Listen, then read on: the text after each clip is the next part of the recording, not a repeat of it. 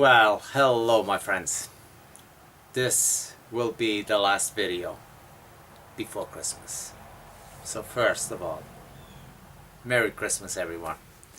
And thank you all for sticking around in my channel and for all the support you guys have given me for the last almost 2 years.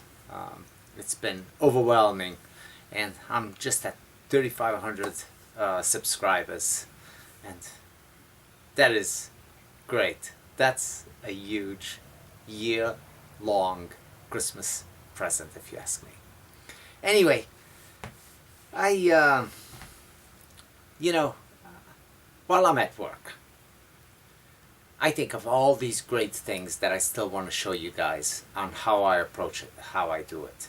And I come to the shed, to the shop, with that in mind, that that's what I want to focus on. But the drawback is that I'm very limited on time, and I want to keep putting up videos, and hopefully some of them are informative and entertaining, or whatever they are, whatever keeps you guys hanging around. I think that the senses behind my videos is that I will basically turn any piece of wood. I am not going after exotic woods or woods that are not local to me. If it's local to me, somebody cuts down a tree, I'm all over it, and it's on the lathe. And generally, I get pretty excited when that happens, or when I find something that's a little bit different, like when I found the banyan tree and I got here and I was all excited about the wood grain on it, and when I found the melaleuca and realized what it was, it's not a good wood in my opinion. But I've had some nice finds, and so many of you comment and say, wow, Al, I wish I had the woods you have. And perhaps, maybe I get woods that you guys don't. But everything that I get is just overgrown and weeds wood and things that are nuisance to most of us. So I don't feel that I find great woods. Occasionally I do. I mean, I think I found a piece of cherry one time, or not cherry, my apologies, rosewood. At least I think it was rosewood, and I know that it grows around here. It's not, super high in color, but it does some nice. But when I find something that's really nice, I usually find very little of it, and it's a one-time deal, But back to the subject that I was going. I come up with all these great things that I want to show you. I want to show you my sled and how I use it, and how to make compound segment bowls, and my approach and my touches to it, or little twists that I do to what somebody else might have already done, but I put my own little twists on it.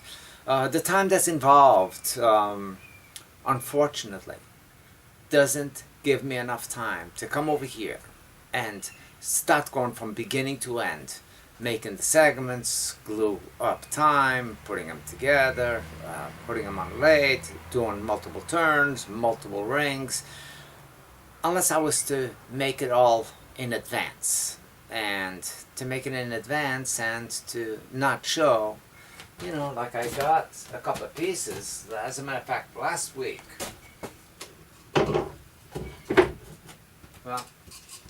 I was going to try to do something like that on something that already had existed. I had a compound ring hanging around the shed for a long period of time. And I was putting up the video together and going along as it was progressing. Well, needless to say, I blew out the bottom. Between the transition of the foot that I had going here, only had this 1/8 of an inch making the base, and it was definitely not enough. Why did I go so thin here? I think I was forced to go that thin based on the design that I was trying to achieve. So anyway, I blew it out.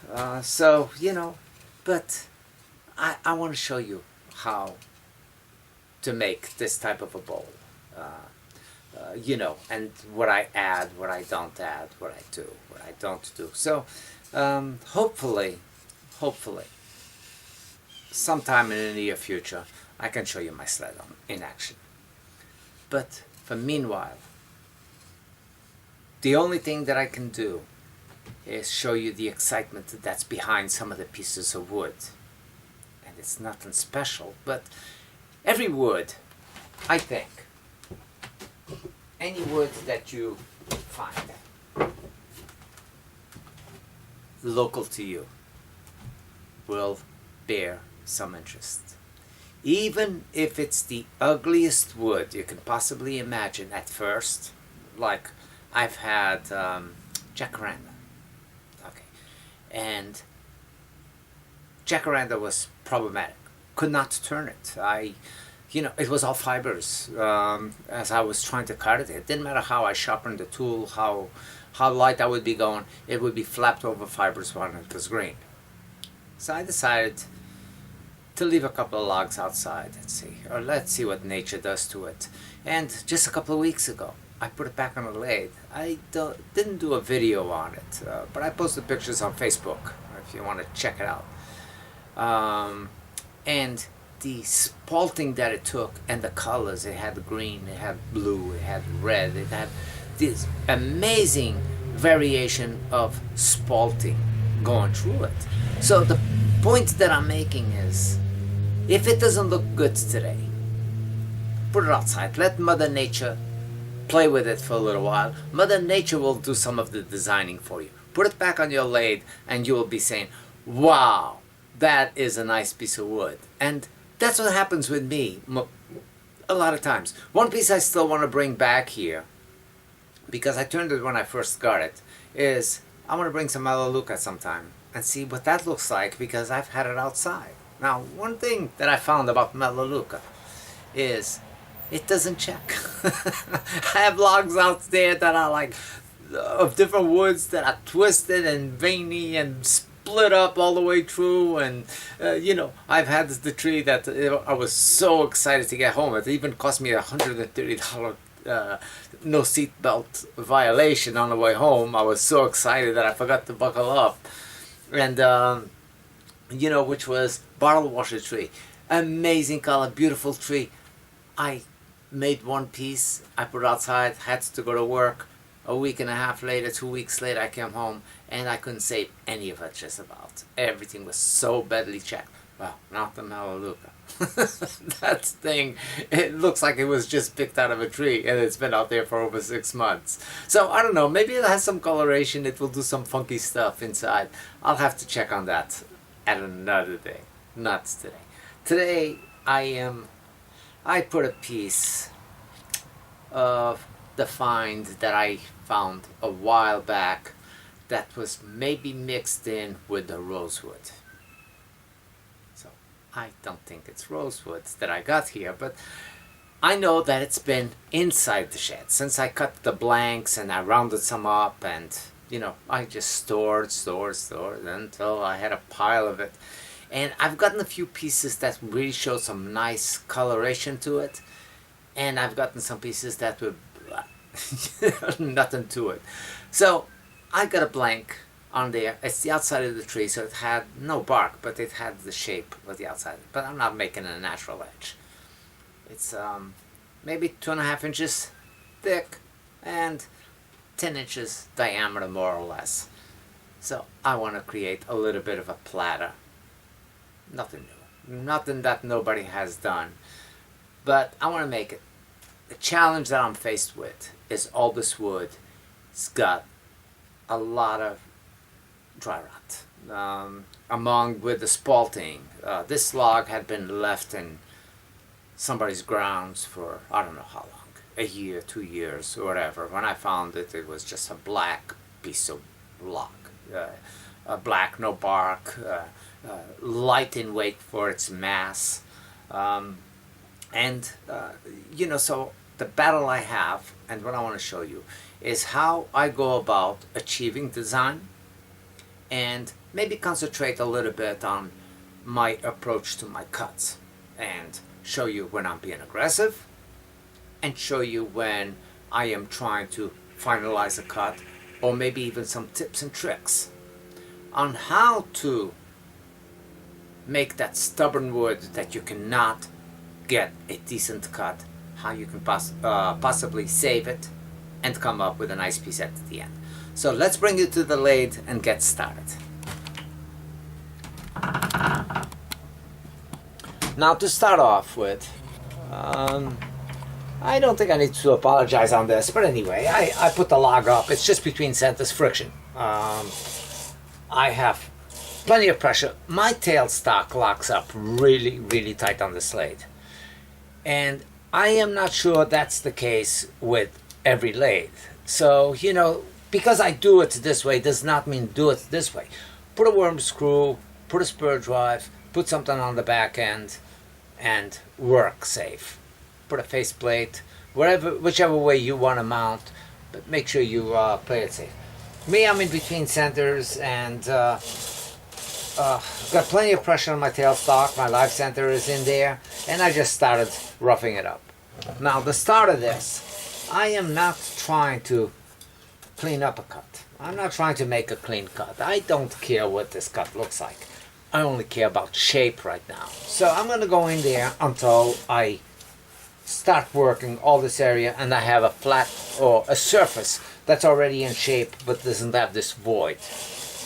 Lathe is running at 600 RPMs. The tool that I use, there is nothing special about the tools that I use. They are whatever I have.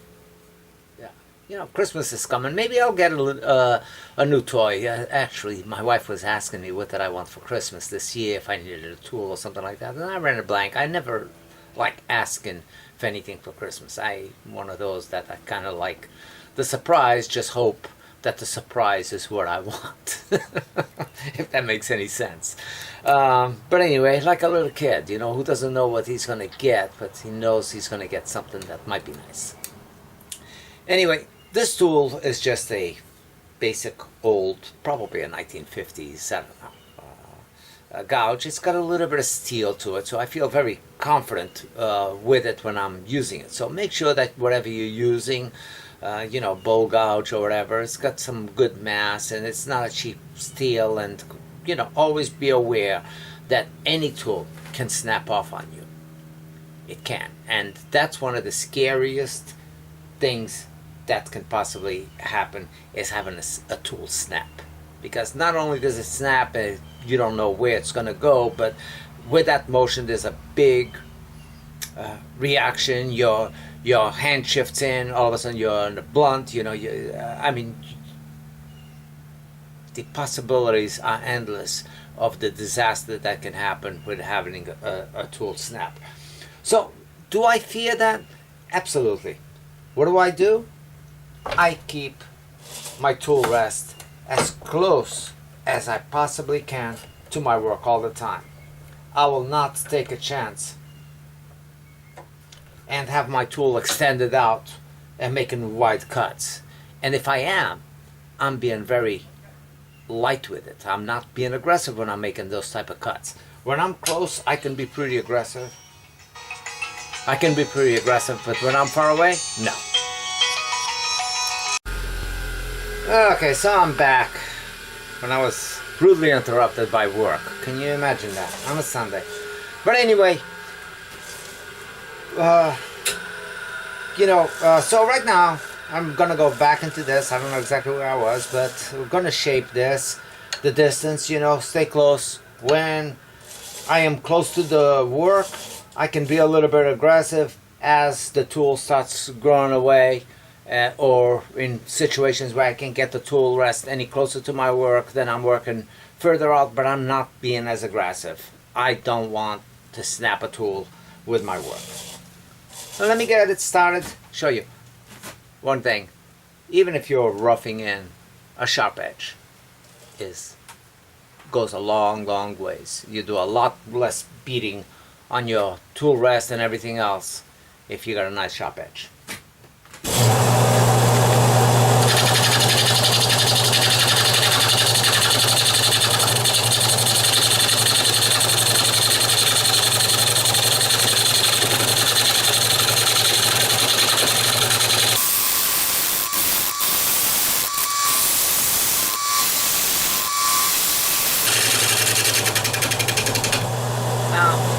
I don't think you're seeing what I'm doing over here. Let me bring you in a little bit. And I am not a teacher on tool approach. You know, I don't concentrate much on that at all. But as time goes on, you know, you go on YouTube and you watch people doing different turnings, and you watch Mike Walt's approaches or other amazing wood turners that specifically show you on how to use your tools. And they will talk about riding the bevel, and you know, and you come to your lathe and you get frustrated because you're trying to ride the bevel, you're trying those approaches, and they don't seem to work for you. It's time.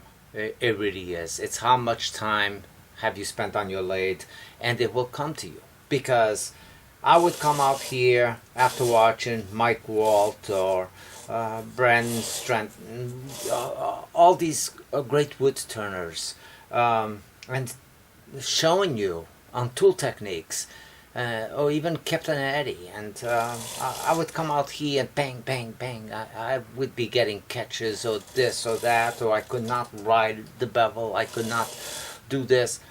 So I was pretty much dependent on following up a tool, of course, with an approach that I felt was safe and not too many catches, but that cut had not been mastered. So every once in a while I will come out here and I will be turning, even though I'm starting to cut this way, but slowly I adjust my tool until I find a way that it's like, okay, here it is. I am riding the bevel. Bring you closer. And riding the bevel really is the key to getting clean cuts. Until you get that technique, but it's not anything to stop you from doing wood turning. But riding the bevel really is the cut that will end up giving you a smooth surface. This area right here, which is not too bad, but this is of course just coming up close but not riding the bevel. This area is riding the bevel. I started riding the bevel right out here. So let me see if I can show you that. There we go. I think that will give you a good show. So I'm going to show you what I do, my approach, and coming up, even though I'm still shaping at this point, so I'm not really interested in final cuts. As a matter of fact, I'll be back and show you how to achieve these cuts nice and clean like this on a badly spalted piece of wood like this. Has a lot of flaking that you can just literally pluck off. So I'm gonna continue doing this shape, trying to figure out, and I will see what I'll do with this top edge.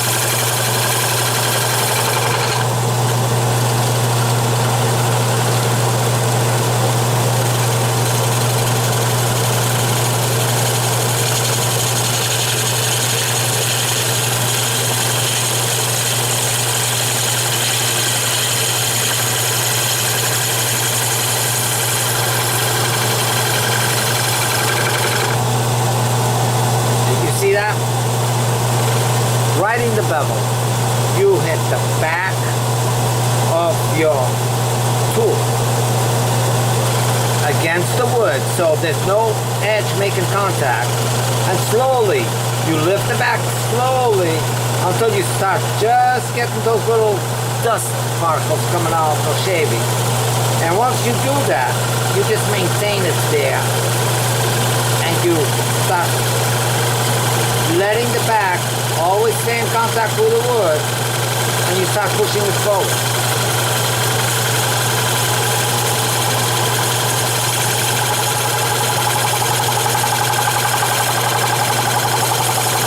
Now it's hard to do, but these are the cut shavings that you get nice little curly shavings out of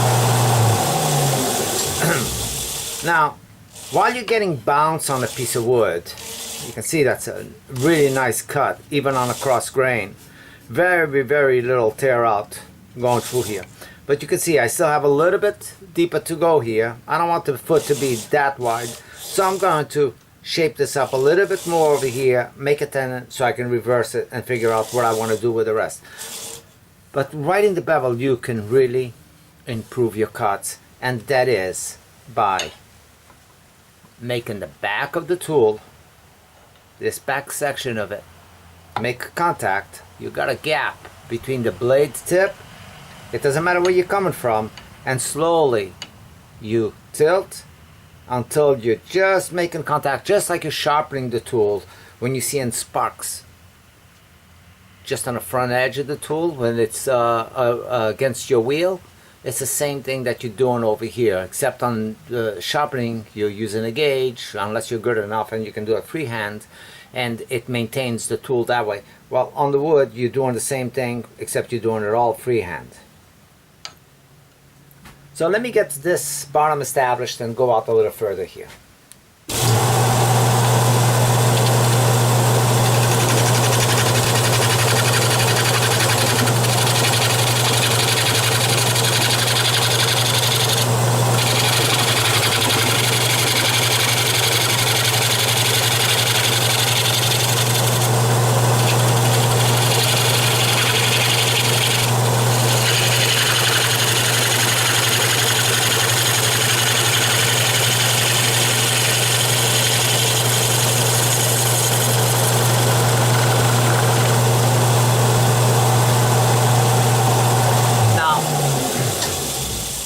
For the foot, you know, everybody can have a favorite tool. For me, this is it. It's a diamond shaped scraper cutter. And this angle is less than 90. So it works pretty well, giving me the angle that I need for my jaws on my Novichok. So I just come in here, clean it up a little bit, and create a tenon that's fairly clean and fairly usable.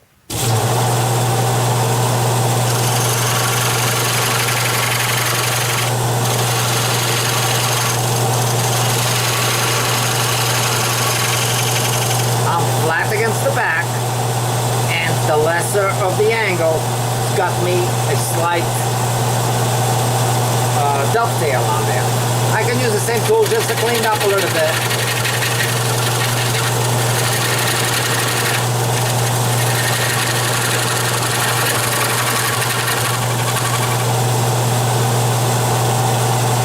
And I think that's a good size. I just want to round that base up. I don't want that to be sharp edge like that.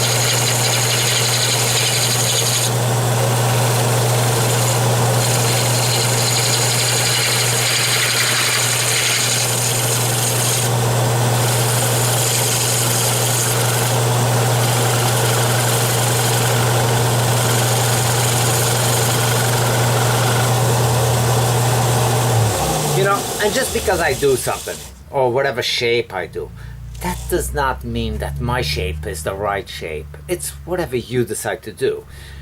I am not, and I don't do that, or I try not to do that. I don't tell you anything that I do to be the right method or the wrong method. All I do is try to show you some of the stuff that I do. Now, I got that nub over there, and you know, it's not fair when I let you guess as to how I got from point A to point B, and I will try to be a little bit more informative on that. So I got this huge nub. You know, what do I do with it? I go with a grain, take a chisel, nothing special, lay it flat, and give it a good tap. Lock up my tailstock because I'm using that as a stop. And I don't care what it leaves me over there. I just want a flat point because later on I'm going to remount this and finish this foot. So as long as it's good enough to fit into my jaws without bottoming out over here, I am okay.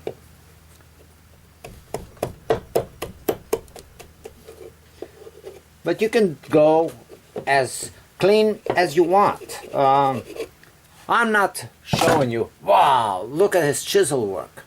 I am showing you what do I do to get this ready for the next step. Back, mounting it on into my jaws. I'm just using the little jaws that came with my red lathe, and I like these because the fact that it's so easy to tighten, but the grip on these is not nearly as good as the other jaws that I got. So put it up in between centers, not a hero. Tighten it up. Between centers, I know that I'm okay to go ahead and continue turning this without, I shouldn't say without worry, because you know, you don't want to get cocky with your turning. You always want to be aware. Let me turn this so I can see you.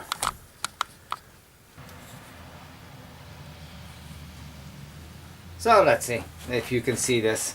So I'm going to go back here, and I'm not going to be able to get the push cut that I've been getting up to this point over here because the headstock gets in my way.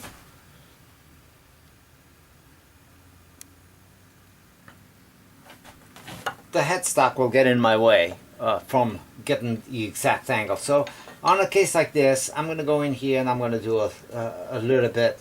First cut, I will achieve whatever I can with whatever push I can, but I will rely on a lot of shear cutting and finish this shape of where I want to end up at.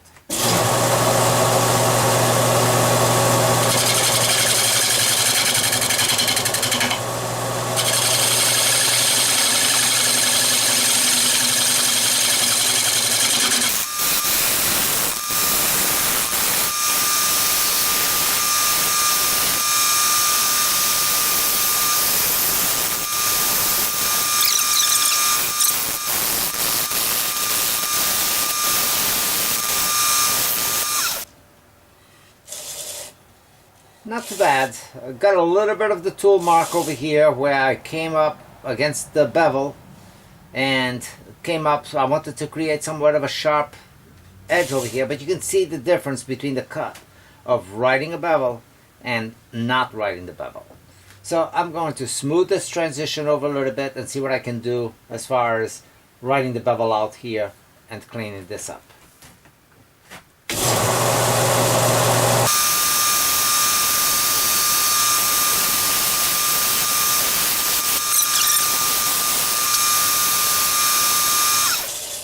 But it doesn't take much for you to mess up a good cut that you might have done.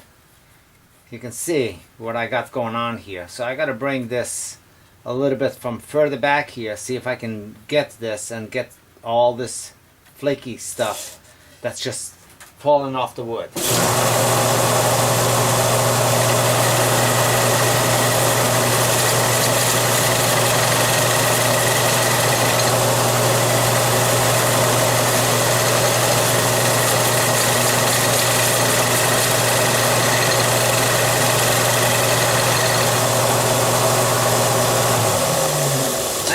And the rest, I mean, don't beat yourself up.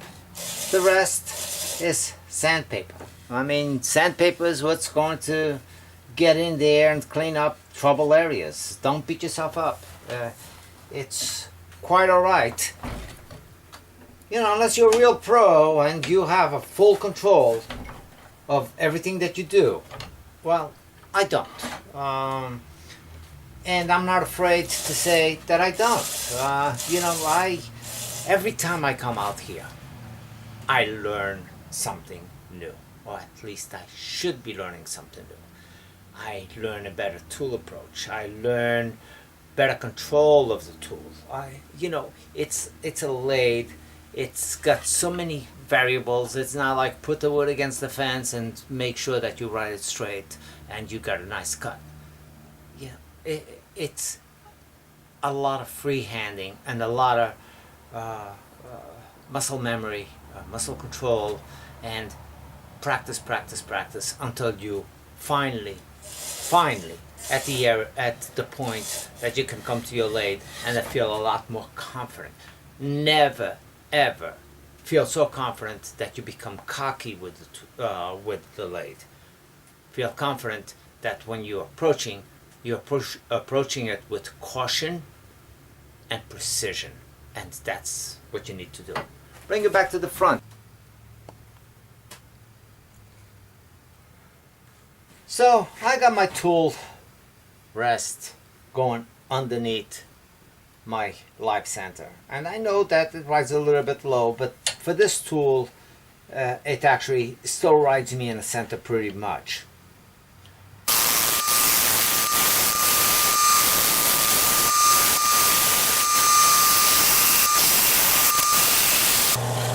It's time to get aggressive. I'm not worried about my cut right now. I can tell you that's one ugly cut inside there. But pretty aggressive. I'm moving a lot of wood. I'm not showing you every way that I approach with the tool, and it's somewhat not fair. I can come from the middle with the tool facing towards me and bring it out this way, or I can go towards the middle with the tool facing away from me and go this way. And if I'm going this way, I can almost go get them and start riding bevel if I really want to. But at this point, it's always good to practice. That's what I'm doing now. You know, to start practicing in areas that you can perhaps start getting that to ride the bevel, and that way when you need it, you are already more prepared. You see that in most of my videos, when I'm doing stuff like this, I go in the middle, gouge it up, and pull in towards me. To me, it's I have better control of that cut than I do going towards the center. Why do I have better control on that? Because I practice a lot more. I do a lot more cuts this way, coming from the middle towards me, than I do coming from here towards there. So therefore, I feel a lot more confident when I'm doing this. It doesn't mean that it's a better way or a lesser of a way. It means that it's a level of comfort that I've established, and I feel confident with what I'm doing and not worry about it. If I come in here and I start saying, oh, I want to start going this way, I am practicing with that cut and trying to master it, and I am not there. I am not a master turner. I am a turner who's been turning a little bit under 2 years. And, you know, I spent a lot of time. I would come out here and 8 hours, 10 hours later, and I would have had a couple of pieces turned, and I would be very proud. It's like, wow, I love this. But, you know, that's what it is. I might have put more hours than many of you on the lathe. I might have put more hours on the lathe than some of you who've been turning for 4 years. I don't know. I found the lathe to be therapeutic for me for a while. So the only relief that I would actually have and not be in excruciating pain for a while there was the lathe. I would come out here, and it's not that I would forget about it. I think it was the vibration or whatever. It would work in my advantage. But right now, I don't do it for that. I do it because I fell in love with the lathe, and I love wood turning. And what I do, whether if it's somebody else has done it or not done it, it doesn't matter. It's whatever I'm in the mood to do, or whatever time frame I have to do it in. So I'm going to continue with this piece. Now I'm looking at this. I thought that I would have this piece flared out towards the backside. And I have a lot of stock still in this area here. And yeah, I can undermine this a little bit and give it a nice look. And I don't know if I actually want to shallow it up, going down and then do something with this edge. But the way that I'm looking at it, I think that's what I want to do. I want to do a slight concave going in this area, making it longer so it already has a flow going towards the middle.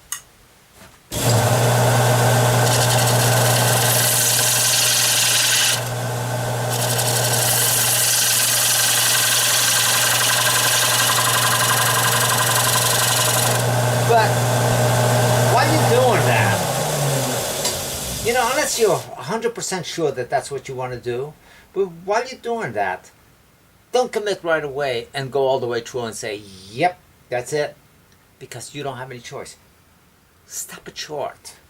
Do your cut, see what's happening, instead of going all the way through and say, oh, well, now I don't have any choice. I mean, if you think that maybe a rim over here would look good, don't go all the way through. Stop. Be looking at what you're creating and decide if that's the best design for the piece.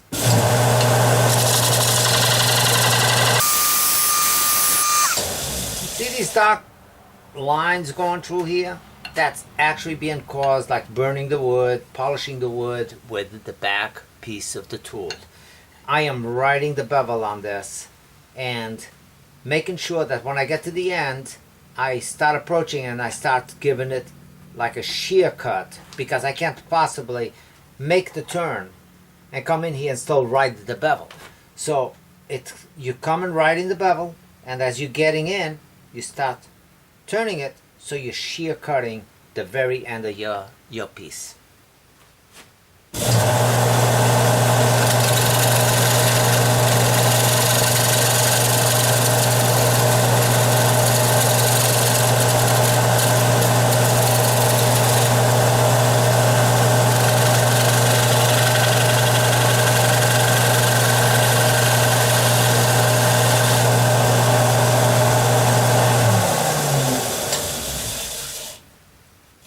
I feel that's some pretty good cuts. Now, one thing, when you got a lip like this, you know, and I know better than that, than to go in there and shear cut this or scrape, because you're going to get a lot of broken fibers. So unless you can do a push cut which eliminates that, sand it off. Don't be a hero and go in there and do your wow cut on a little piece, on an edging like this, whether if it's out here or something like that.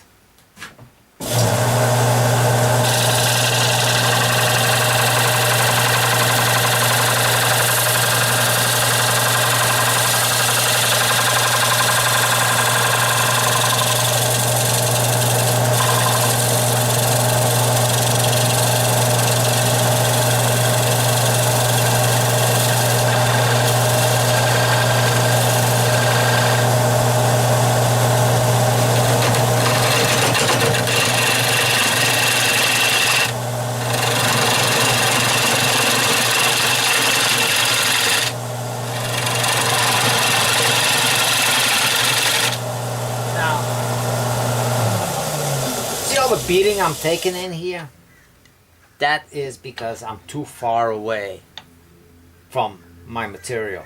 So whenever I can, and sometimes you don't have the option, but whenever I can, I put my tool rest in an angle to go in there and catch where I need to be.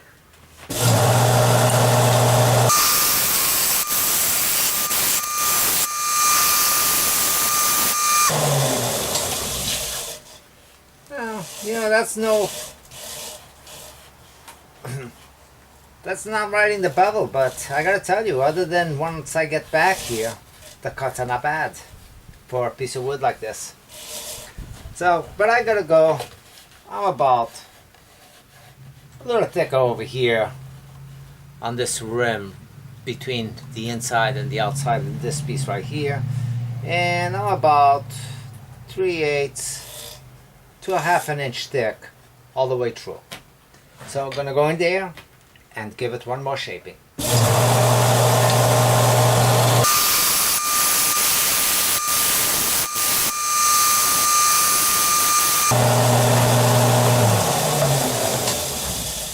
Now, I know most of you don't have a reverse option on your lathe, so I'm not going to use mines because I'd be able to go in there and cut it on this angle rather than me leaning all the way back here.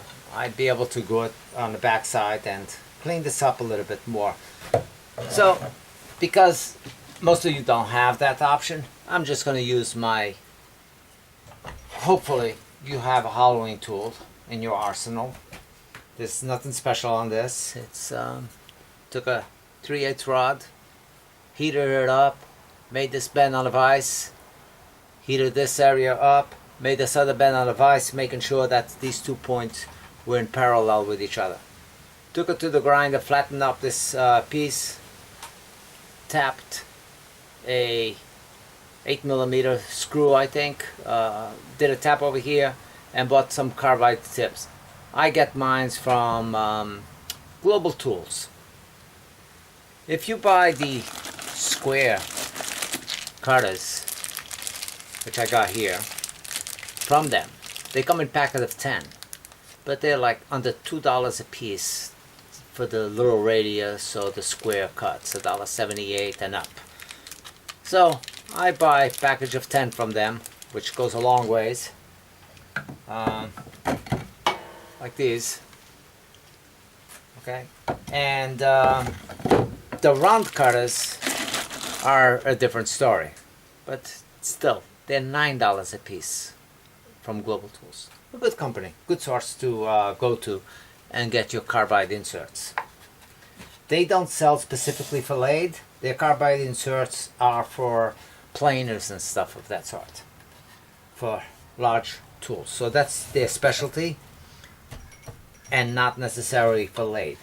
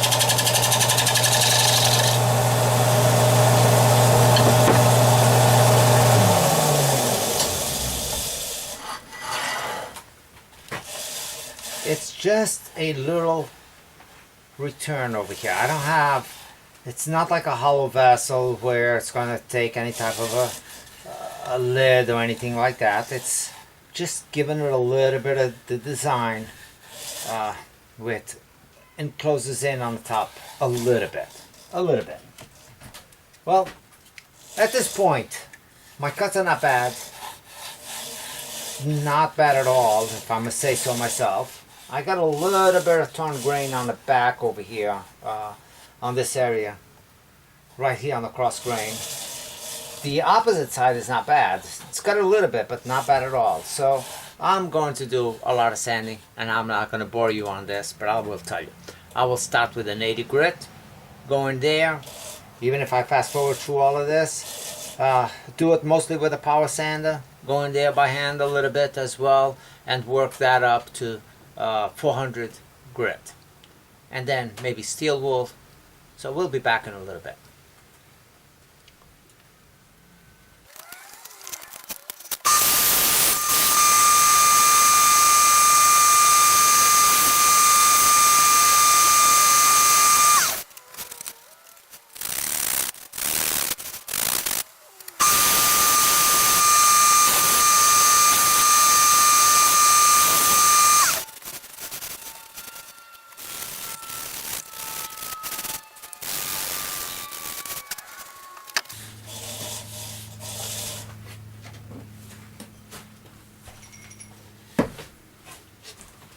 Well, so anytime I feel that I've done enough sanding on the piece, is it 100%? Probably not, unless I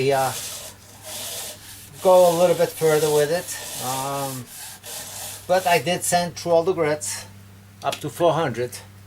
So I'm going to apply a sanding sealer, and this will tell me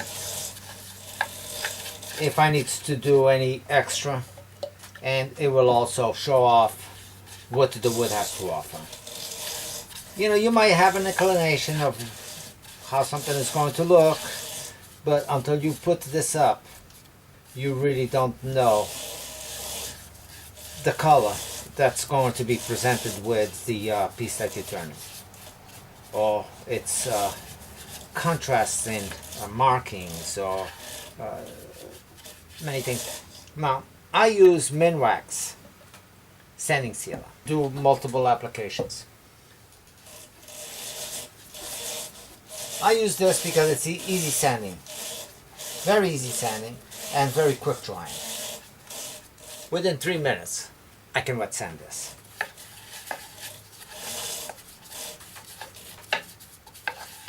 And I apply it pretty heavy. I not stingy with it. I let it soak up.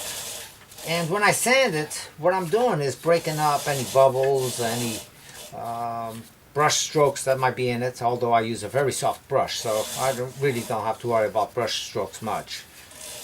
But puddles, yeah, it will break it all down when you do the wet sanding.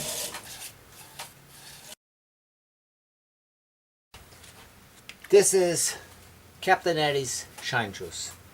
It's 1/3 shellac, 1/3 denatured alcohol, 1/3 of boiling seed oil. Now, the denatured alcohol keeps evaporating out of this. So every once in a while, I add a little bit. And what's a little bit? It's more or less, I estimate, and add a little bit because I know alcohol evaporates and the other stuff doesn't. So I add a little bit, and there's no magic to this formula. The alcohol is to speed up the drying process. So put it in one of these bottles. You can buy them at Walmart. You can buy them at Harbor Freight. Put them in there, mix it up. This lasts quite a while. And you can apply it to a paper towel. Start up the lid. Apply it to a paper towel. And go in there.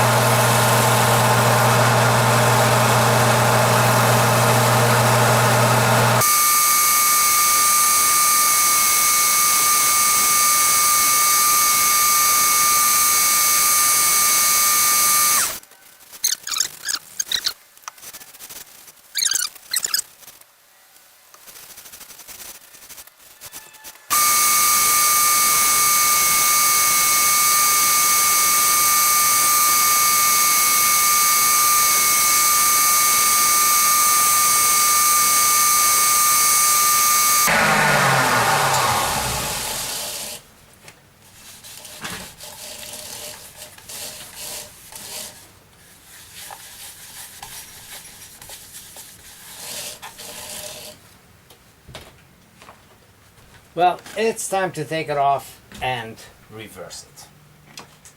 And you know, this is another area that maybe some of you have seen some of my techniques and realize that, you know, you can use just about any technique.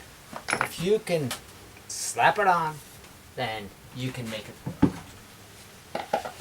And on this case, I have this donut ring, whatever you want to call it, and I have different steps on it.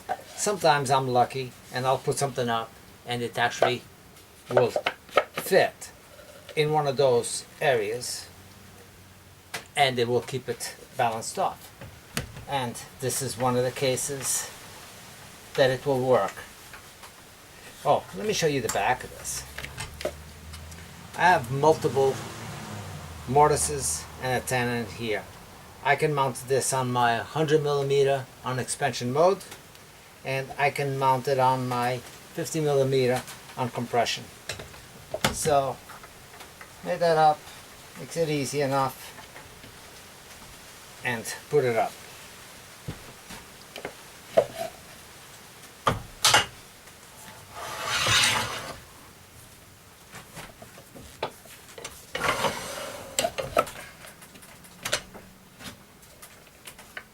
Now, there's many ways I could mount this. If you have cold jaws, or different steps, or right up, protected, but right up into the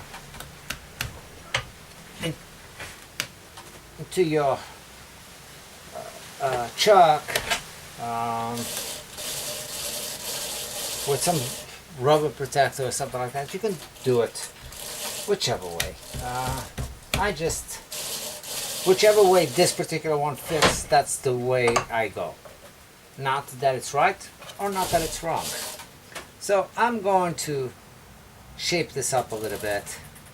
Actually, I'm going to remove it on this one completely and concave it and work with that a little bit, I think.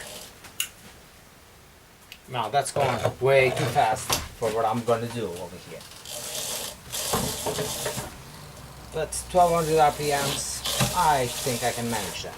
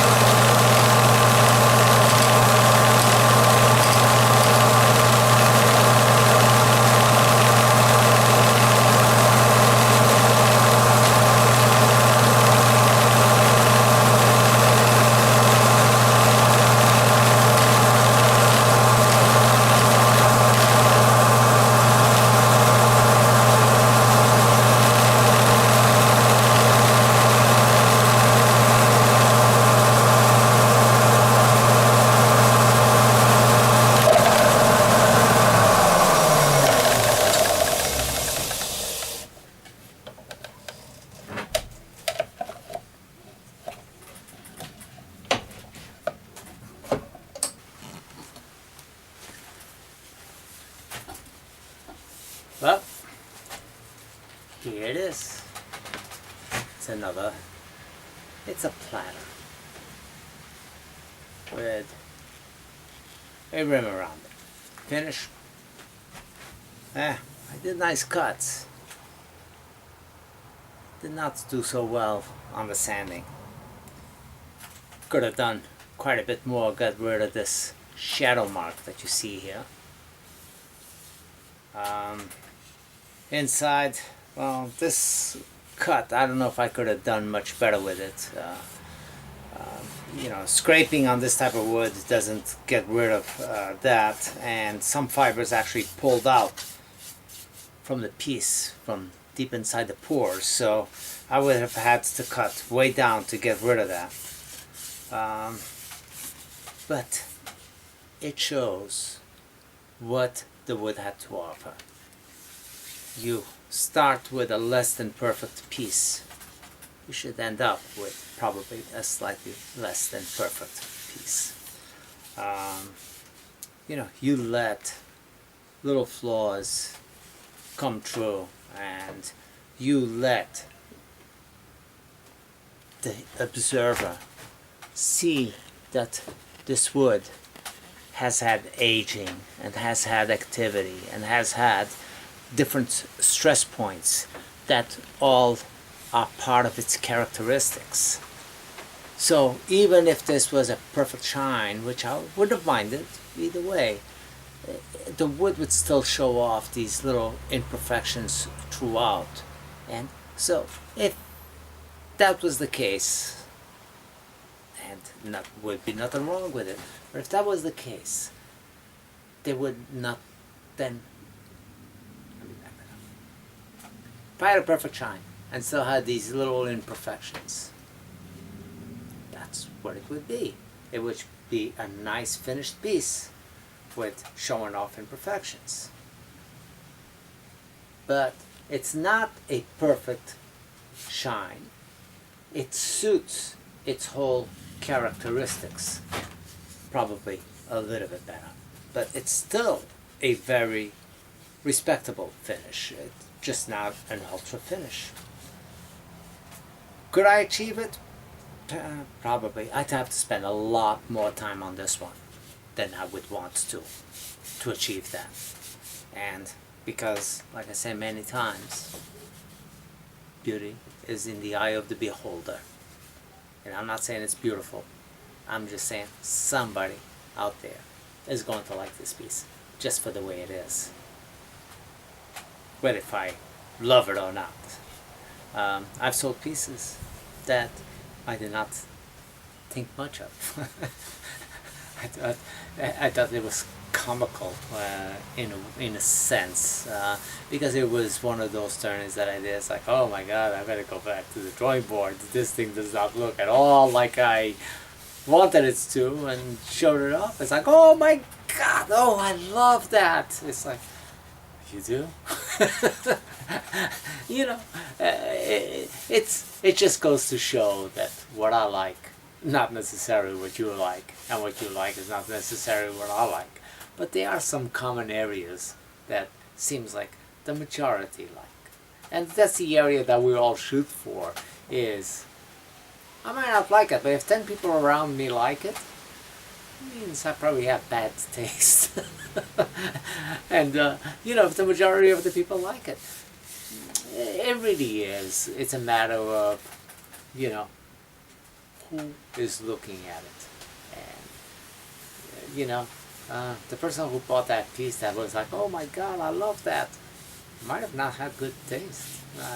But I didn't get a census, a vote of how many didn't like it. I know I didn't like it. Or it wasn't one of the pieces that I was proud of. Let's put it this way. If I thought it was junk, I wouldn't even bother showing it. I mean, you know, that's not what I'm talking about. There's many pieces over here that don't... I hate to put them in a fire pit, but they're not going to make it anyway. They'll eventually be in a fire pit, because I'm never going to do anything with them. I don't see how I can possibly enhance such a piece. So if I'm showing it, it's because I somewhat thought it was okay. Or, you know, some I do think that are really great, you know. But what I think might be really great might not be what somebody else thinks. They can look at it and be like, oh, that's pretty, but that's as far as it goes, not, you know, not a super piece. Well, guys, I think I've spent way too much of your time rambling on. And it's definitely the rambling Turner, not the rebel Turner. Although I do admit that I can be a rebel as well. But rambling Turner just sounds to be so much me. Almost more than rebel. Almost. And it's a toss-up. Well, anyway, guys. Thank you very much for hanging around with me a whole year. Merry Christmas to all of you, and hopefully Santa brings you a nice lathe or a nice tool so you can do your wood turning as well. And don't forget, if you are commenting on my videos, and you are a wood turner, and you do post, what if it's pictures, or what if it's you do videos, I encourage you to put your links on your comments, on your replies to me, or whatever you need to say. It's like, hey Al, or hey guys, check out my videos. I don't have a problem with that. I don't worry too much about somebody venturing away. If they venture away, they might come back. And if they like your videos, good for you. You know, that's... I believe myself to be a giver. More than a receiver. I like receiving, don't get me wrong. But I'm one of those that I feel very bad if I receive something and don't give something. Or I feel better giving something and not receiving something than I do the other way around. You know, I like sharing. So, by all means, put your links below. You know, it's also a reminder to me, because I don't get notifications from everybody that did uploads, and from all my friends. I used to, I don't. I've gone into the settings, trying to set that up one at a time. Again, yes, receive notifications, yes, and I don't receive notifications. I receive a couple of notifications from you know, different things that are not even in interest. I might have subscribed to their channel, but you know, Bob's Garage Deals, you know, Bob's Metalworks. You know, I don't do Metalworks. I subscribe to you guys. I try to get your notifications as well. And YouTube is not behaving with me on that. So anyway, you by saying, Al, check out my link over here, is a reminder. You just put up a video. I will sure go and check out your video and make a comment on it. Oh my God, between Rebel Turner and Rambling Turner, it's really a toss-up. I think that the Rambling with Turner wins. You might see a new name above my shed on my cartoon videos very soon. Hey, for my Portuguese and Spanish friends as well, Feliz Natal. The how do you say Happy New Year? I don't even know. It's been a while. You know, we say more Bushfesters, you know, Feliz Ano Novo. Feliz, which is happy. So, anyway, yeah. Bushfesters, e Feliz Ano Novo para todos os meus amigos. Até outra. Till next time. Take care.